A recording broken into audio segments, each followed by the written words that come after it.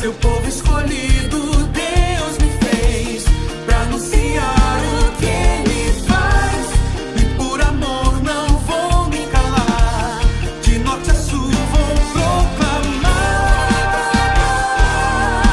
Brasil, a esperança é Jesus. Alegria nele encontrarás. Brasil, a esperança é Jesus.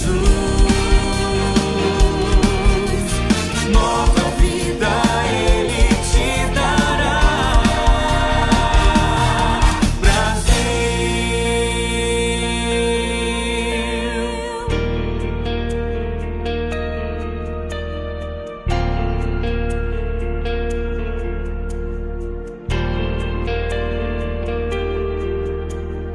Cristo é a única esperança nesse mundo tão hostil. Para a santa liderança do Evangelho no Brasil.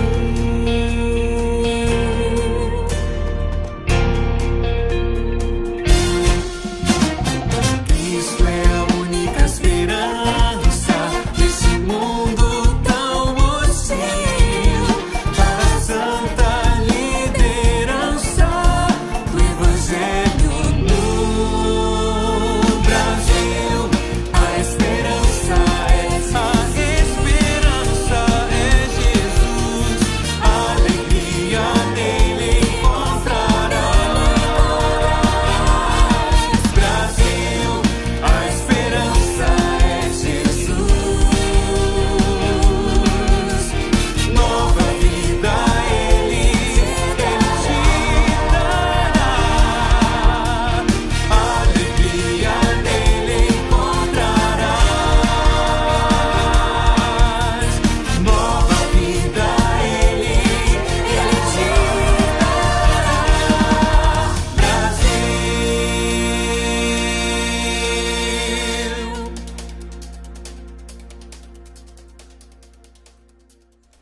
Meus caros irmãos, boa noite, a graça e a paz de Jesus. Jesus, antes de ascender aos céus, ele nos deu uma incumbência como seus discípulos. Ele disse para que fôssemos por todo mundo e pregássemos o Evangelho a toda criatura, batizando em nome do Pai, do Filho e do Espírito Santo, ensinando a guardar todas as coisas que Ele nos ordenou, e Ele haveria de estar conosco todos os dias até a consumação dos séculos.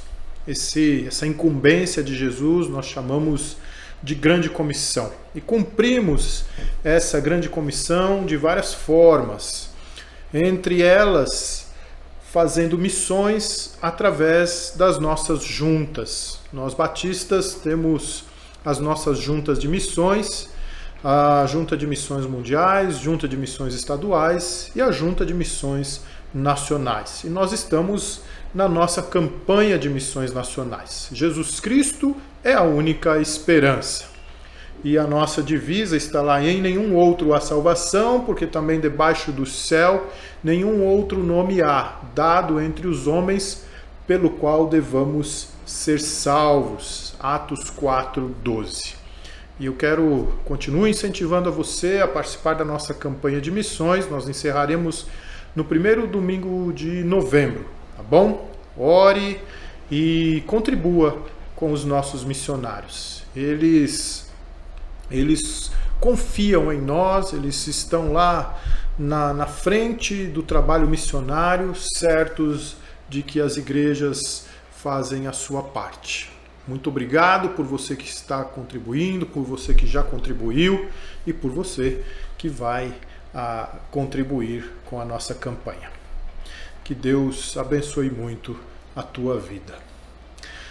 Diz assim o texto do livro dos Salmos, capítulo 86, verso 15. Mas tu, Senhor, és Deus compassivo e cheio de graça, paciente e grande em misericórdia e em verdade.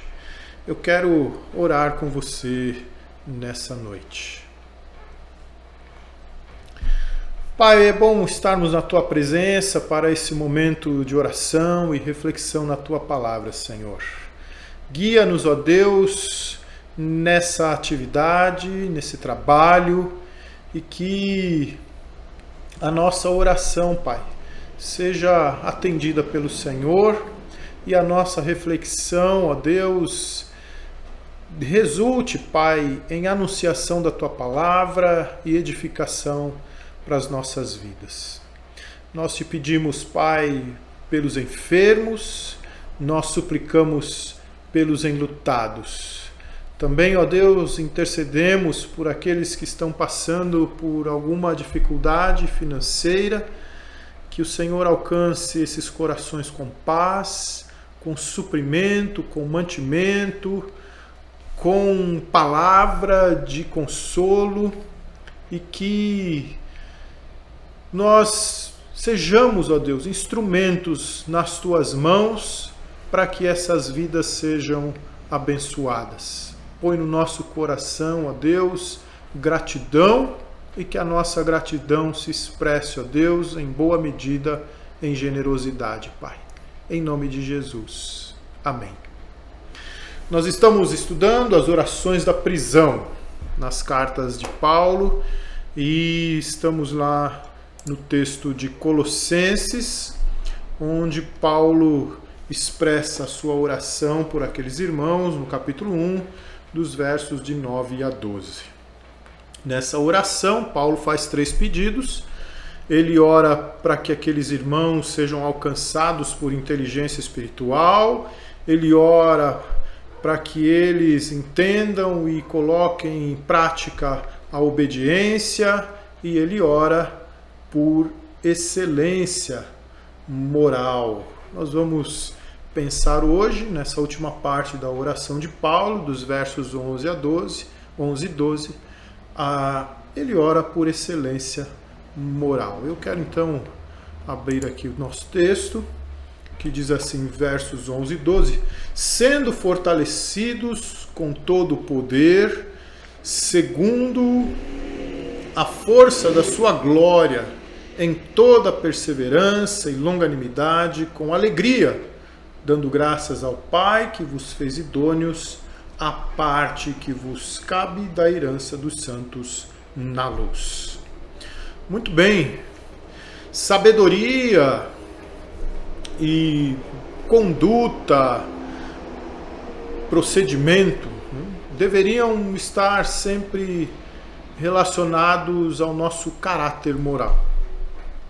Um dos grandes problemas em nosso mundo evangélico, nos nossos dias, nos dias de hoje, é a ênfase que se dá ao conhecimento e às experiências espirituais e serviço cristão, sem que se alie essas práticas religiosas ao caráter pessoal.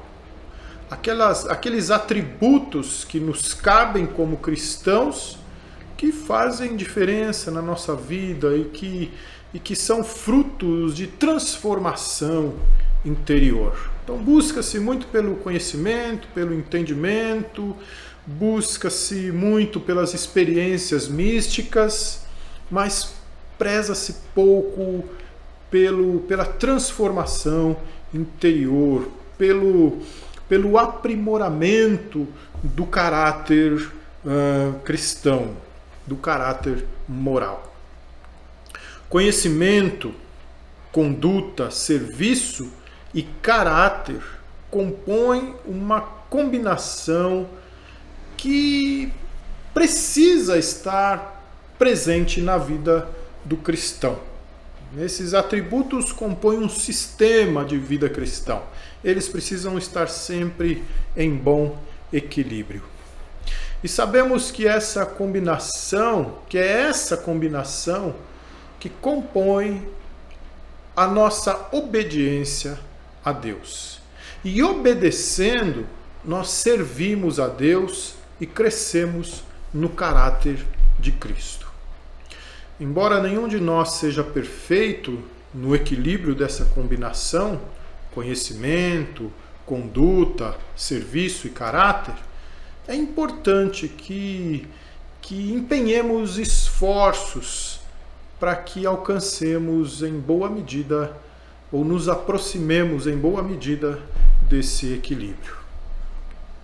E é o poder de Deus que nos capacita para tal. No versículo 11 nós vemos assim: sendo fortalecidos com todo o poder. Sendo fortalecidos com todo o poder, segundo a força da sua glória. Paulo usa duas palavras diferentes para se referir ao poder de Deus. Uma delas é dunamis, que é o poder inerente, que é a palavra da qual se deriva a palavra em português dinamite, que significa poder inerente, aquele poder que está dentro, que está interno. E kratos, o poder manifestado, um poder que é colocado em ação. A graça da nossa vida cristã é o resultado do poder de Deus que atua em nós. Crescimento espiritual e maturidade cristã só podem acontecer se permitirmos que esse poder de Deus nos transforme. Normalmente pensamos que o poder de Deus só é revelado em grandes eventos e em demonstrações de ousadia, em experiências espirituais diferenciadas, como os israelitas atravessando o Mar Vermelho. O mar abriu, ali se manifestou o poder de Deus. Davi venceu um grande exército com uma força mínima, ali se manifestou o grande poder de Deus. Ou Paulo se converteu, teve uma visão, ou Jesus Cristo se manifestou a ele, e aquele homem tão difícil de se converter, realmente se converteu. Então, claro que todas estas coisas acontecem pelo poder de Deus, mas a ênfase aqui no nosso texto, ela está no caráter cristão. E as primeiras duas características, ou os primeiros dois atributos aos quais Paulo se refere, orando para que o poder de Deus se manifestasse na vida dos colossenses, era sendo fortalecidos com todo o poder, segundo a força da sua glória, em toda perseverança e longanimidade, ou em toda paciência e longanimidade. E depois alegria e gratidão. Mas vamos pensar nessas duas palavrinhas primeiro aqui, perseverança e longanimidade. As vitórias interiores da nossa alma que experimentamos também são grandes, tanto quanto as vitórias públicas registradas nos livros históricos. Para Davi controlar seu temperamento quando estava sendo caluniado e amaldiçoado por Simei, ele precisou ser transformado pelo poder de Deus. Diz assim o texto de Provérbios: melhor é o longânimo do que o herói de guerra, do que o herói da guerra, e o que domina o seu espírito do que o que toma uma cidade. Davi estava caminhando, estava chegando a um determinado lugar, na ocasião em que ele está sendo ameaçado por Absalão, e Simei, que é um aliado de Absalão, é uma pessoa que tem um problema sério com Davi, de um alto de uma montanha, acompanha Davi e amaldiçoa Davi. E joga pedras em Davi, e joga terra em Davi. E alguém diz para Davi assim: Davi, você quer que a gente acabe com isso rapidamente? Cortemos a cabeça de Simei imediatamente? E Davi fala: não, deixe que ele faça o que ele está fazendo. Talvez eu aprenda alguma coisa com isso. Talvez seja Deus querendo me falar algo. Esse episódio está lá no segundo livro de Samuel, capítulo 16, versos de 8 a 15. E nós vemos ali Davi se valer de uma maturidade, né, de um crescimento que aconteceu na vida dele, de uma transformação que aconteceu na vida dele, e ele simplesmente expressa uma longanimidade diferenciada no tratar com Simei naquela ocasião. Certamente algo miraculoso, algo maravilhoso, algo transformador aconteceu no interior da vida daquele homem guerreiro, daquele homem de guerra, quando ele demonstrou longanimidade naquela ocasião em que ele estava sendo caluniado, amaldiçoado por aquele homem. Então, grandes manifestações do poder de Deus também acontecem no nosso interior. A palavra paciência ou perseverança, como está na versão revista e atualizada, significa resistir quando a circunstância é difícil. E este significado é o oposto à desobediência. Paciência é uma característica muito importante da maturidade cristã. Se não aprendemos a ser pacientes, provavelmente teremos dificuldades em outros aprendizados da vida cristã. Como crentes, nós somos capacitados a nos alegrar em todas as circunstâncias, até nas mais atribuladas. Afinal, nós sabemos que, como diz Paulo aos Romanos, que a tribulação produz perseverança, a perseverança experiência e a experiência esperança. Ou a tribulação produz paciência. Por outro lado, não podemos entender paciência como complacência. Não podemos confundir essas duas palavras. Paciência é uma resistência em ação. Davi continuou o seu caminho ali, continuou a se direcionar para onde ele tinha que chegar. Ele manteve-se em ação. Então, paciência não é sentar-se numa cadeira de balanço e ficar esperando Deus fazer alguma coisa. É estar na batalha como um soldado, mantendo-se no campo, mesmo quando a guerra está muito difícil, mesmo quando tudo está muito complicado. É como um corredor que está exausto, mas mantém-se ali na sua raia, cansado, exausto. Ele recusa-se a parar porque quer terminar a prova. Então ele exerce paciência para suportar o seu cansaço, o seu desgaste. Diz assim o texto de Hebreus: portanto também nós, visto que temos a rodear-nos tão grande nuvem de testemunhas, desembaraçando-nos de todo o peso e do pecado que tenazmente nos assedia, corramos com paciência, com perseverança, a carreira que nos está proposta. Então a palavra paciência, em se tratando de vida cristã, é sempre aliada à perseverança, à continuidade, a manter-se no caminho, a manter-se fazendo algo, a manter-se em ação, a manter-se em movimento. Muitos cristãos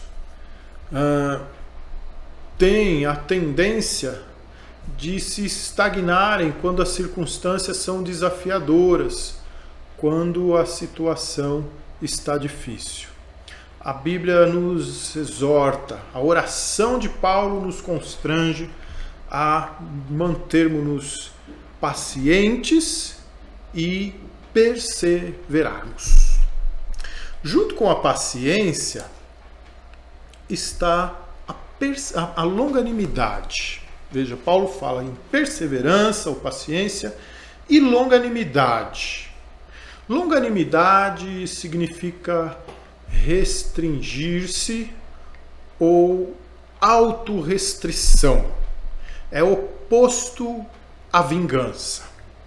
A longanimidade é o antônimo de vingança. É aquele andar a segunda milha. Enquanto a paciência está relacionada à circunstância, ao momento, às contingências, a longanimidade está relacionada às pessoas. Davi foi longânimo com Simei. Deus é longânimo conosco, com relação ao seu povo, com relação ao perdido, por causa da sua graça e do seu amor. Não retarda o Senhor a sua promessa, como alguns a julgam demorada. Pelo contrário, ele é longânimo para convosco, não querendo que nenhum pereça, senão que todos cheguem ao arrependimento. Então Deus, ele simplesmente não se vinga de nós.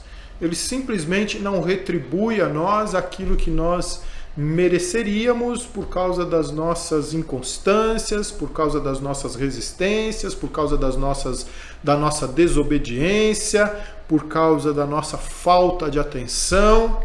Deus é longânimo. Longanimidade faz parte do fruto do Espírito. Também está entre aquele aparato que Paulo sugere que nós nos revistamos dele, aqui mesmo em Colossenses, no capítulo 3, versículo 1, Paulo diz assim: revesti-vos, pois, eu não coloquei aqui no nosso quadro, mas Paulo diz assim: revesti-vos, pois, como eleitos de Deus, santos e amados, de ternos afetos, de misericórdia, de bondade, de humildade, de mansidão, de longanimidade. Colossenses 3,12.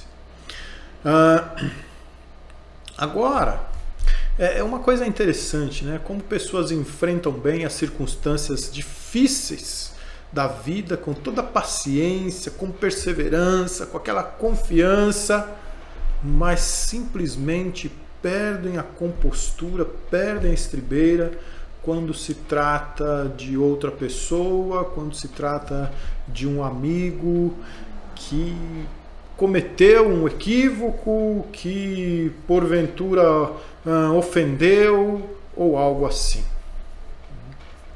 Moisés, ele foi paciente durante a situação que enfrentou no Egito para tirar o povo de Israel de lá.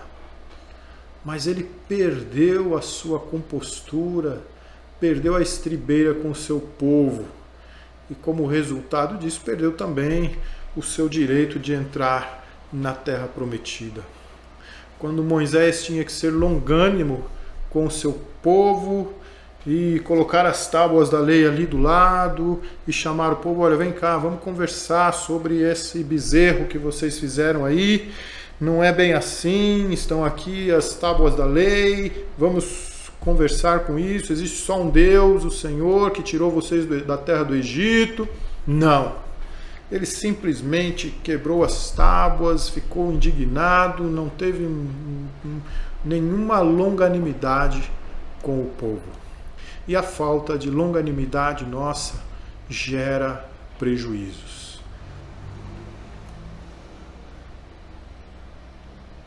Aqui está 2 Pedro, e aqui nós temos... eu tenho aqui um texto de Provérbios que nos diz assim: como cidade derribada que não tem muros, assim é o homem que não tem domínio próprio, que não tem longanimidade. Paciência e longanimidade caminham juntas. Se estamos crescendo espiritualmente, Paulo então apresenta essas duas virtudes como marcas do ministro de Deus, como marcas de pessoas que se encontraram com Jesus Cristo e se dispõem à sua missão como servo de Deus, se dispõem à grande comissão. Diz Paulo assim: pelo contrário, em tudo recomendando-nos a nós mesmos como ministros de Deus, na muita paciência, nas aflições, nas privações, nas angústias, nos açoites, nas prisões, nos tumultos, nos trabalhos, nas vigílias, nos jejuns, na pureza, no saber, na longanimidade, na bondade, no Espírito Santo, no amor não fingido. 2 Coríntios, capítulo 6, versos de 4 a 6.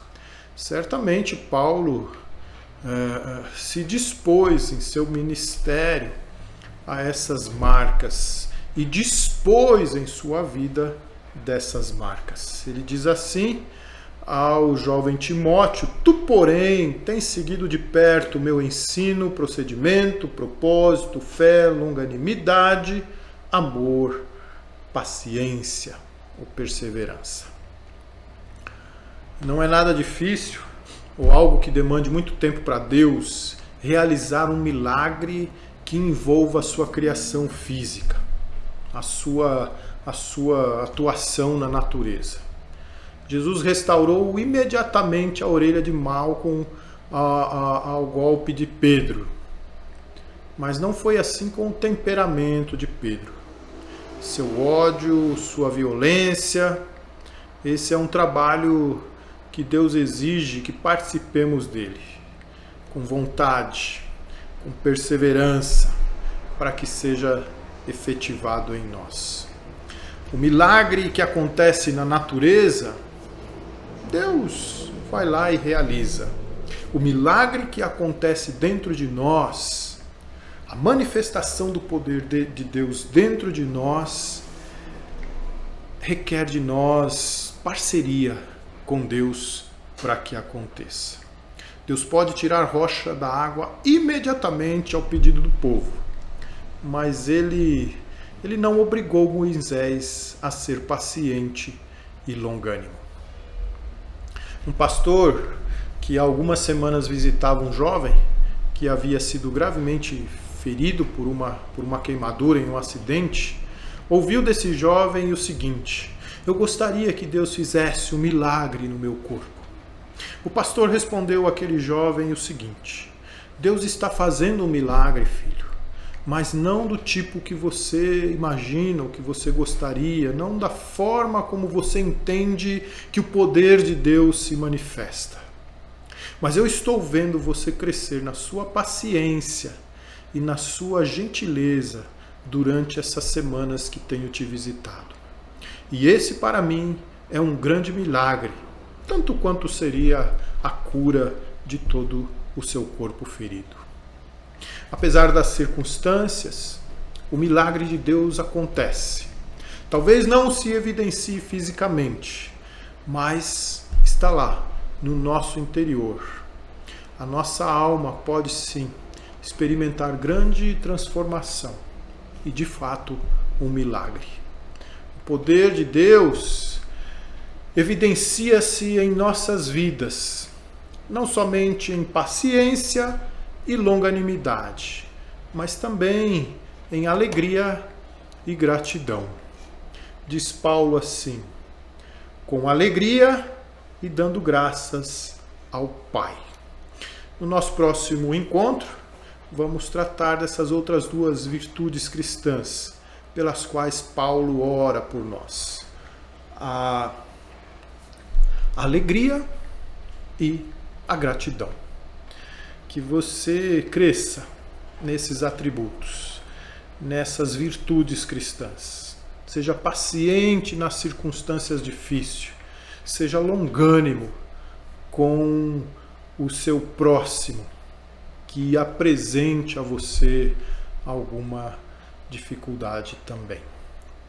Uma noite muito abençoada. Um grande abraço e na próxima quarta estaremos de volta.